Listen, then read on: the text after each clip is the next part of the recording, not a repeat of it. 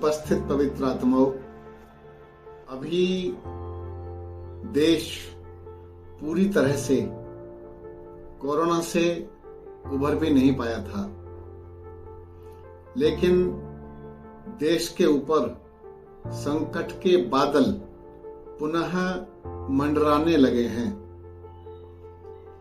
पड़ोसी देश चाइना की हालत किसी से छिपी नहीं है। मेरा चिंतन यही है कि हम सभी को एक युद्ध स्तर पर इससे निपटने के लिए तैयार रहना चाहिए। इस महामारी से सभी देशवासी अगर मिलकर के लड़ेंगे तो यह समस्या हमारा कुछ बिगाड़ नहीं सकती। इसके लिए हम सभी को दादागिरी दिखाने की आवश्यकता नहीं है कि मुझे कुछ नहीं होगा, ये नहीं होगा, वो नहीं होगा। तो मैं ये कहता हूं कि सावधानी रखने में क्या परेशानी है, बताइए ना। सावधानी तो रखनी चाहिए ना। और पीछे जो ये समस्या आई थी उसमें आप सभी को पता है, हम सभी को घरों में कैद होना पड़ा था। कितनी परेशानियों में आ गए थे हम लोग। इतनी चिढ़, इतना इरिटेशन, इतनी समस्या हमारे मस्तिष्क में थी कि येन केन प्रकारेण किसी भी तरह से इस समस्या से हमारा छुटकारा हो सके। लेकिन छुटकारा सहज नहीं था, बड़ी मुश्किलों से छुटकारा मिला।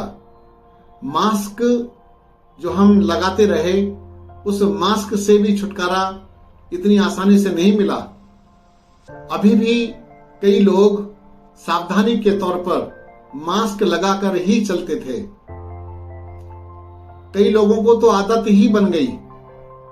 अभी पुनः यह समस्या हमारे देश में सिर उठा रही है। अभी कुछ संक्रमित लोग भारत में पाए गए हैं।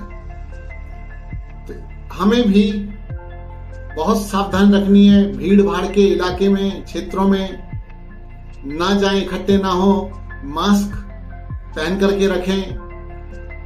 ये मैं भी जानता हूं, मास्क पहनने से घुटन भी बढ़ती है, कई सारी समस्याएं बनती हैं।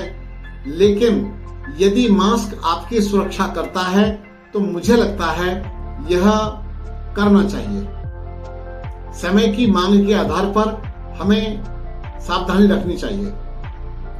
दूसरी बात, हम सभी को जल नीति, नमकीन गुनगुने पानी से जल नीति करना अवश्य सीखना चाहिए।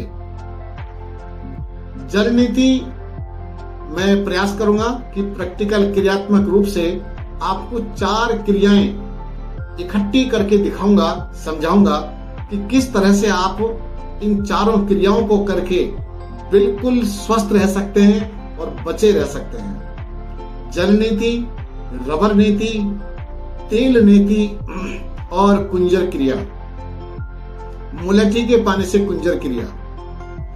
तो ये 4 क्रियाओं को यदि आप सीख गए तो मेरा मानना यह है कि इस समस्या की चपेट में नहीं आ पाएंगे।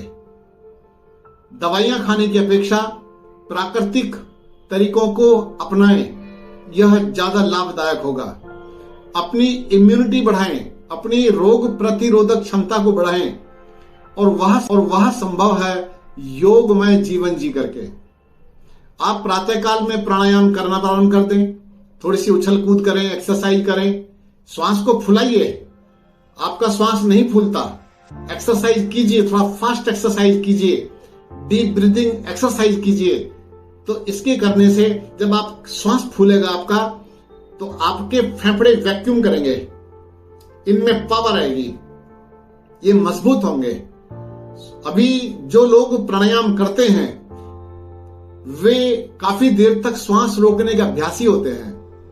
कई लोग ऐसे होते हैं कि जो श्वास 1 मिनट भी पूरी तरह से नहीं रोक पाते हैं, कई लोग तो 30 सेकंड भी ढंग से श्वास नहीं रोक पाते हैं, तब समझो कि उनकी स्थिति कैसी होगी। अगर शुद्धि क्रियाएं सीख गए, प्राणायामों को करना प्रारंभ कर दिया, तो आपकी इम्यून पावर बढ़ेगी। सब्जियों पर फोकस करें, सब्जियों के सूप बना बना करके सेवन करें, तो हरी सब्जियों का सूप आपको लाभ देगा। तुलसी, अदरक, अमरूद का पत्ता, मुलैठी, लौंग, इनका काढ़ा बना करके पीते रहें। लेकिन शरीर का पहले चेकअप करा लें भले ही, या पहले समझ लें कि आपके शरीर की प्रकृति या प्रवृत्ति कैसी है, उसी प्रकार के काढ़े आदि का सेवन करें। क्योंकि यदि आपने काढ़े यूं ही पीने प्रारंभ कर दिए, तो मेरा मानना है कि आपको लाभ के स्थान पर हानि भी हो सकती है। आपको पता होगा, पूरा देश इस महामारी से बड़ा त्रस्त रहा, बड़ा परेशान रहा, और कई लोगों को काढ़े पी पी करके भी अंदर ड्राइनेस बढ़ी, खुश्की बढ़ी। तो अब हमें बहुत ध्यान रखना होगा, बहुत सावधान रखनी होगी कि काढ़े भी अगर पीने हैं तो कुशल समझदार किसी वैद्य से परामर्श करके अपने शरीर की प्रकृति और प्रवृत्ति के आधार पर काढ़ों का चयन करें कि आपके शरीर में अगर ब्लड प्रेशर है, आपको मधुमेह है, या आपके जोड़ों में दर्द है, या आपको दमा रहता है, तो आपको किस प्रकार का काढ़ा या किस प्रकार की वनस्पति का सेवन करना चाहिए, यह चिंतन का विषय होना चाहिए। अंधाधुंध यूं ही आप काढ़े आदि का सेवन भी न करें, बहुत सावधानी बरतें, सतर्कता बरतें। अभी जैसे सर्दियां हैं, सर्दियों में रात्रि के समय आप पैरों को धोकर के सोइए। अगर किसी को जुकाम की समस्या है तो जलनेती आदि करने से वह ठीक हो जाएगा। और रात्रि के समय पैरों को, यानी कि पिंडलियां डूब जाएं, इतने गर्म पानी में, गुनगुने पानी में रख करके बैठना चाहिए लगभग 20 मिनट तक। चादर भी ओढ़ लें, बाल्टी को ढक दें। इससे क्या होगा, पूरी बॉडी में ब्लड सर्कुलेशन होगा, तापमान शरीर का जो न्यून हो रहा था वह ठीक होगा। विशेषकर फौजी भाइयों के लिए मैं आग्रह करता हूं, जो हमारी सीमा पर हैं, जो देश की सुरक्षा में लगे हैं, वे भी अगर रात्रि के समय पैरों को कुछ देर गर्म पानी में रख करके बैठ जाएंगे तो ठंड से भी मुक्ति मिलेगी और शरीर के अंदर जो तापमान है वो आपका संतुलित हो जाएगा। आपके शरीर में दर्द भी नहीं होगा। इसी प्रकार से बूढ़ी बूढ़ी माताएं हैं, बंधु हैं, हमारे पितृजन हैं, वे सब भी इस प्रकार की प्रक्रियाओं को अपनाएंगे तो सहजता से ही आप स्वस्थ रहेंगे।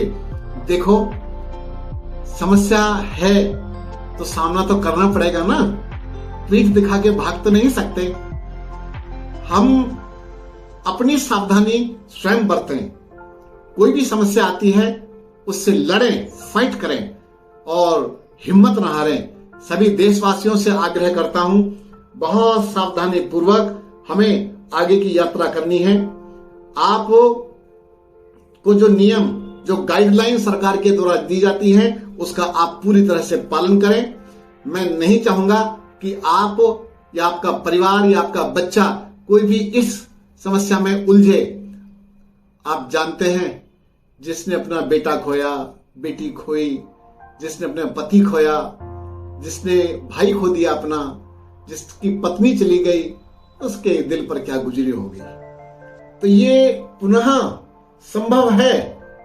आपको सतर्क होना पड़ेगा, बस सावधानी रखनी पड़ेगी और आप इस समस्या से मुक्त हो जाएंगे। बहुत बहुत धन्यवाद। अगर आपको लगता है कि ये वीडियो आपके काम का है, समाज के काम का है, तो आगे बढ़ाइए और मैं अगला वीडियो फिर जल्दी ही कोरोना से प्राकृतिक तरीकों से हम किस तरह से बच सकते हैं, इसके उपाय बताने प्रारंभ करूंगा। देखो, मेरा मन काफी समय से बहुत दुखी है। पता नहीं किसने षड्यंत्र करके मेरे साथ में, मेरे पास किसी को भेजा था और मेरे यहाँ चोरी करके गया मेरा सोशल मीडिया का बहुत सारा सामान काम उसने ठप कर दिया। हमारा जो पुराने वाला YouTube चैनल था निरोग भारत का, वो बंद हो गया। उसके बंद हो जाने से जनता को बहुत बड़ा नुकसान हुआ है। वो तो चोरी करके चला गया और समझ नहीं आया कि ऐसा क्यों किया उसने, किसने ये काम करवा दिया। गलत किया है, समाज के साथ गलत किया है। मेरा व्यक्तिगत रूप से कुछ पैसे भी गए हैं। पैसे का तो चलो ठीक है, प्रयास करके फिर आदमी कमा लेगा, व्यवस्था कर लेगा। लेकिन जो चैनल था वो डिलीट कर दिया, शायद रिस्टोर कर दिया। तो मैं तो यही कहूंगा कि भगवान उसको सद्बुद्धि दे, भगवान उसकी आत्मा को शांति दे। गलत नहीं करना चाहिए था, क्योंकि मेरा चैनल मेरा नहीं था, ये पूरे विश्व भर का था। मैं एक योजना के तहत काम कर रहा था कि धीरे धीरे धीरे धीरे करते करते समाज में एक अच्छी क्रांति आएगी, स्वास्थ्य की क्रांति आएगी, लोग दवाओं से मुक्त हो जाएंगे। तो बहुत बहुत धन्यवाद भैया, आप वीडियो को शेयर करते रहें। निरोग भारत ऑनलाइन और निरोग भारत न्यू चैनल, निरोग भारत के वीडियो इस तरह के हमारे 3 चैनल और आ चुके हैं। अभी हम प्रयास कर रहे हैं जनता को उसके साथ जोड़ने के लिए, ताकि हम प्राकृतिक तरीके से अपने ज्ञान विज्ञान के द्वारा समाज का मार्गदर्शन कर सकें। बहुत बहुत धन्यवाद, बहुत बहुत शुक्रिया।